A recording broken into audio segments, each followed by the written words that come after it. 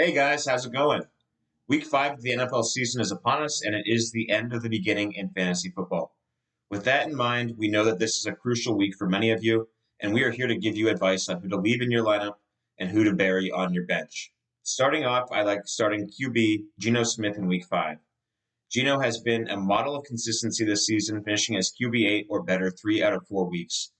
And the new coaching staff is throwing the ball more in Seattle this year, and they go up against the mediocre Giants defense this week as well. All of this bodes well for Smith's production in week 5. Next up, I like starting Jordan Love against the LA Rams. The Rams are giving up the fourth most fantasy points per game to opposing quarterbacks, and Love can really swing it all around the field. He'll be without wide receivers Christian Watson and Romeo Doubs in this one, but he should still have plenty of firepower with Jaden Reed, Dontavian Wicks, and Tucker Kraft to catch passes. Lastly, I think starting Justin Fields against Dallas is a good bet this week. DeMarcus Lawrence and Michael Parsons may both miss this contest, and Fields has consistently burnt defenses with his legs this year. The Cowboys additionally gave up 25 fantasy points to Lamar Jackson, which suggests that they could struggle to stop scrambling quarterbacks. I wouldn't keep Fields out for this one. This week, I'm sitting Pat Mahomes against the Saints. The Saints defense hasn't allowed a quarterback to score more than 15.2 fantasy points this season, while Mahomes has only eclipsed 20 fantasy points on one occasion. Couple this with the fact that Mahomes is down Rashee Rice and Hollywood Brown, and this doesn't look like a great matchup for the best QB in the NFL. Secondly, I'm sitting Dak Prescott against the Steelers. The Steelers' defense is elite, and they don't give up many points to opposing fantasy quarterbacks.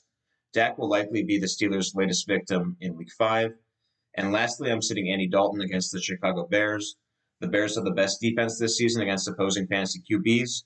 And while Dalton has looked good in his first 2 outings in Carolina, I think you have to pretty much sit any quarterback going against Chicago right now. These are my starts and sits at running back for week 5. Start Josh Jacobs. The Rams have been one of the worst teams versus the run this season, and the Packers will be without Romeo Doubs and Christian Watson in this game. Expect the Packers to throw the ball less this week and lean on the run game, as game script should be in their favor as well. Start Jerome Ford. He should have the backfield virtually all to himself again this week. Washington has struggled mightily versus the run this season, and the Browns should run the ball a lot in this game as long as they're not getting blown out early. Start Travis Etienne. I know he and his team have gotten off to a slow start, but I like him to bounce back this week versus a Colts team that's going to be without Jonathan Taylor and Anthony Richardson. And for that reason, the Jaguars should be able to keep this game competitive and keep a positive game script for Etienne. My long shot start of the week is Austin Eckler. He's coming back from injury this week, and with Jaden Daniels' ability to neutralize defenses with his legs, I could see some big plays for Eckler in this one, and I think he's a great bye week fill-in. Sit Ramondre Stevenson. He's going to be in a timeshare this week and might be on the bad end of it as well. Even though Miami has been pretty awful without Tua, I still expect them to win this game and for the game script to go against Stevenson. Sit Najee Harris. Dallas has been bad this season versus elite running backs, but Harris has not been that for the Steelers in 2024. Dallas got back on track versus the Giants' run game, limiting Devin Singletary to less than 30 yards. I think this is a game where Dallas can jump ahead early and force the Steelers to beat them through the air. Sit Zach Moss. Moss has been phenomenal so far this season, and I understand if you don't have better options this week, but he gets a tough matchup versus Baltimore and is still in a major timeshare with Chase Brown. There won't be as many touches for Moss this week if Baltimore jumps out to a big lead early.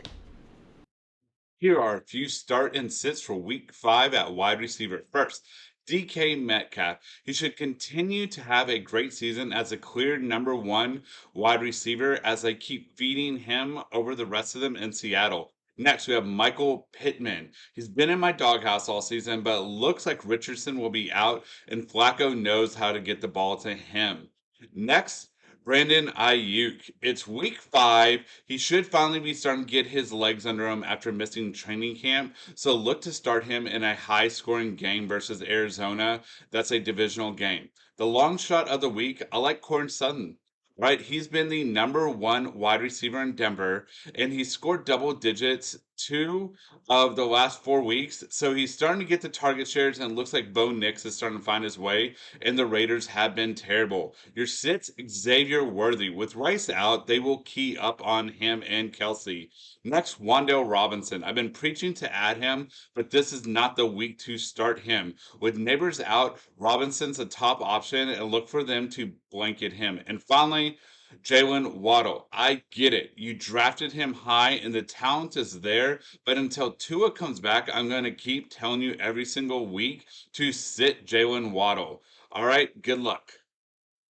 Debating who to start and sit this week for tight ends? I got you guys covered. We're starting Pat Freiermuth of the Steelers versus the Cowboys. He's had at least 4 targets every week. He's the only tight end to be doing that, and he is 8th in targets this season for tight ends. I'm looking for big things out of him this week against the Cowboys. We're also starting somebody I told you to pick up on the waiver wires this week, Tucker Kraft of the Packers versus the Rams. He's coming off of a 9-target game, which he also had a touchdown. Musgrave has been limited in practice all week, so there's potential that he's not going to get a lot of time. And the Rams are giving up the 5th most points to tight ends this season. Looking at long shots, somebody else who's been on the waiver wire that I've been saying to pick up is Colby Parkinson on the flip side of the Rams versus the Packers. Kupp and Nakua are still out. Higbee's a maybe. I'm not expecting Higbee to play, so look for Parkinson to continue to fill that role. He is 2nd in receptions and targets last week, and I'm expecting another decent week out of him. We are sitting Mark Andrews of the Ravens versus the Bengals. I know I keep holding out hope that Mark Andrews is going to have one of those games that he normally has, but he has just not been producing. Back-to-back games with only 1 target, and the Bengals linebackers tend to limit the middle of the field. We're sitting Brock Bowers of the Raiders versus the Broncos. Saw his major targets decrease. Weeks 1 and 2, he had 17 targets total. Weeks 3 and 4, only 7. And we're also sitting Trey McBride of the Cardinals versus the 49ers. Just a bad matchup. Even if Fred Warner of the 49ers doesn't play, I'm not liking this matchup at all. Jumping right into the defensive star sits for week 5, we are starting the Seattle Seahawks versus the Giants. The Giants, let's face it, they have struggled offensively without Neighbors in there, and Neighbors is going to be out because he is in concussion protocol, so he is missing week 5. And last week, the Seattle Seahawks were able to generate 11 sacks and 3 turnovers, one of those turnovers being a pick 6. So I'm looking for Seattle's defense to have a big week once again. We're also looking to start the New England Patriots versus the Dolphins. This is more of a streaming option for kind of a deeper league. The Dolphins are very mistake prone, and they have a combined 25 points over their last 3 games. So I'm expecting the Patriots to be able to generate some turnovers, keep the score down, look for them to have a good game. My long shot of the week on defenses is the Washington Commanders versus the Browns. The Browns have been showing offensive struggles just about all season. Deshaun Watson, that's where it all starts with their struggles, okay? Deshaun Watson is just not the Deshaun Watson of old. And Washington Commanders, although they've had some shaky games, I expect them to be very competent in this one. On the flip side of this game, I'm sitting the Cleveland Browns versus the Commanders. Washington offense has been on fire. They're roughly 170 rush yards per game, and let's face it, Jaden Daniels, he's throwing all over the field. He's just dropping balls in there that you normally don't see a rookie make. We are also sitting the New York Jets versus the Vikings. Let's face it, Darnold has come into this team, and they have not skipped a beat offensively. It was looking rough, but hey, he's thrown for 11 TDs, only 3 interceptions. It's going to be hard for the Jets to get turnovers. And let's put it this way, the offense of the Vikings, they generate points and yards.